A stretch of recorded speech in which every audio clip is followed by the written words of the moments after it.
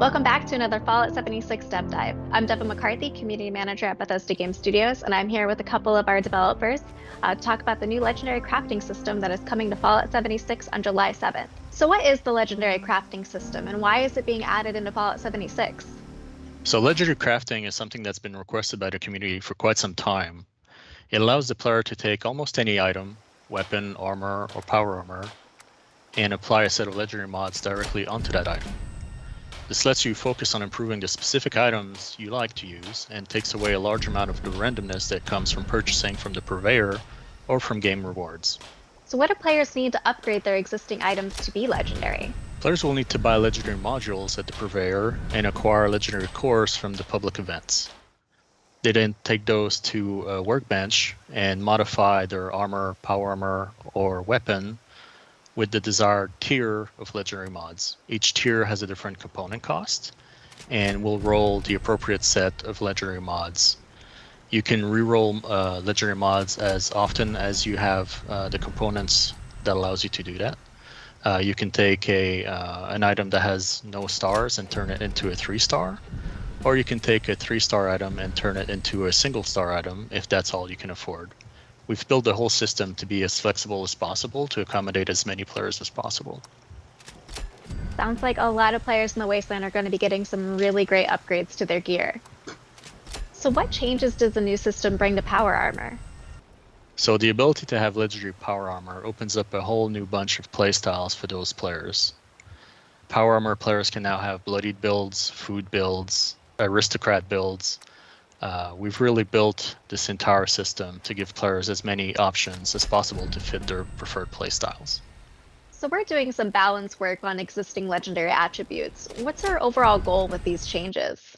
Really just to kind of provide just a generalized buff for a lot of our mods that have been kind of left behind with a lot of the changes that we've had over the last couple of years. Like the Assassin's mod at launch, that was purely a PvP mod. Like that really only affected like when you were attacking other players because it specifically only damaged other humans and there were no other humans in the Wasteland. And then with Wastelanders, suddenly Appalachia is full of other humans. So it's just like, all right, now this mod is a lot more important. So we ended up buffing that from, I think it was a 10% damage buff all the way to 50%.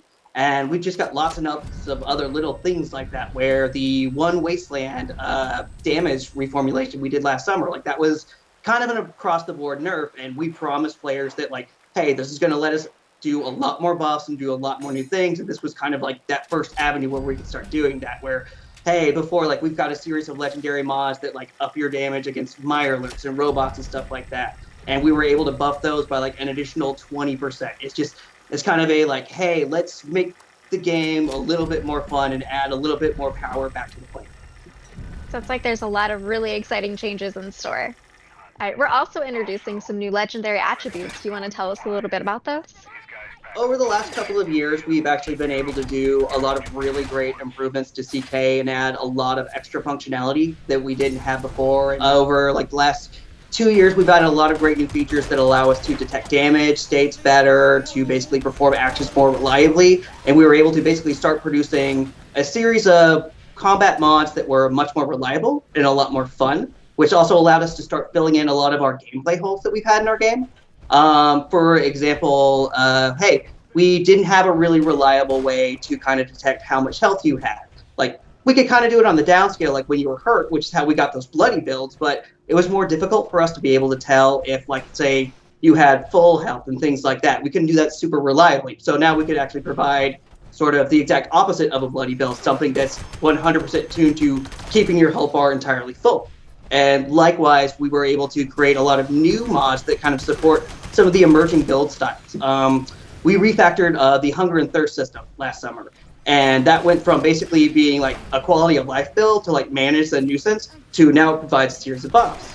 So with the new legendary mods, we were actually able to create specific ones that actually build on top of that and actually make food builds kind of a more reliable thing, where now if you keep your hunger and thirst meter full, you're getting a damage boost and you can further slow those types of things. And that was one of our bigger focuses, was trying to fill in those gaps for things that we weren't quite able to do at launch, and also start adding new things to support the emergent build styles that had like just sort of popped out of nowhere. Do you have a favorite new legendary mod that we're adding? Aristocrat. It increases your damage based off how many caps you have. Aristocrat, Sentinel, and Toxic on armor, with Aristocrat and Steady on the Sledgehammer. Then combined with both Sentinel and Steady, which also increases my resistance and damage output, and Toxic, who applies a toxic spell to melee creatures that attack me. It makes me a pretty nasty tank, so I can just jump into a mob of creatures and sit there and hold my own. I definitely want you on my next daily ops team. What type of items can roll these new attributes? Potentially any. Well, we vary them depending on the certain type of item. It still works the same way our current legendary system works, where we have certain weapon mods that are restricted to melee and range. We've got a whole new suite of armor mods, and we've got an entirely new suite of power armor legendary mods, which essentially we've basically taken almost every single existing armor legendary mod, and now we've added that to the power armor mod pool on top of all of the brand new ones that we made for armor. What are your favorite combinations of mods to roll? Do you have like the luckiest roll that you've ever gotten from the purveyor? I guess probably the best one I've gotten is it has a Juggernaut and Last Shot on it, on a basically a sniper rifle. And Juggernaut is our new mod that actually increases your damage based off how much health you have. And Last Shot increases how much damage you deal when you are on the last round in your magazine. And I enjoy playing sniper builds, so it's just I will be full up on health, sitting on top of a hill, shooting a couple of rounds, waiting for that last round, and then just firing off a magazine. It perfectly suits my playstyle. That's awesome. Do you have any favorite moments from the development process? Yeah, I would actually say this was a little more sentimental. It was definitely getting to brainstorm with the team again. Right before things kind of locked down last year, we had kind of already done all of our brainstorming and most of our content was planned out. And the new content that emerged, it was kind of all self-contained, hey, you take this, you take that, design it on your own, and maybe we'll talk about it. And the Legendary Mods was kind of the first time we really got to, we couldn't be together physically in the room, but it was kind of the first time that we had a big meeting where we were all kind of exchanging ideas and bouncing crazy things off one another. And it was just kind of good to be back in a creative environment, even though we're separated, and just feeling that energy again. It's great to collaborate with the team once more. Indeed. What about you, Martin? Do you have any favorite parts from the development process? Yeah, much like Mike, I love the early days of a feature when we do a lot of rapid prototyping, we do a lot of discussions, a lot of play tests. It's kind of frantic. Everybody moves super quickly. We kind of go, 100 miles an hour on changing, modifying, balancing a feature. It's very similar to whenever we drop a new feature on PTS and we listen to player feedback. We just have to sort through, a ton of feedback, figure out what we can do, what we don't want to do, pull that into the feature, send it out again for playtest, and kind of repeat that loop. That's really the favorite part of making new things in games for me. So Legendary Crafting has been in the PTS for a few weeks now. How has player feedback impacted the development process?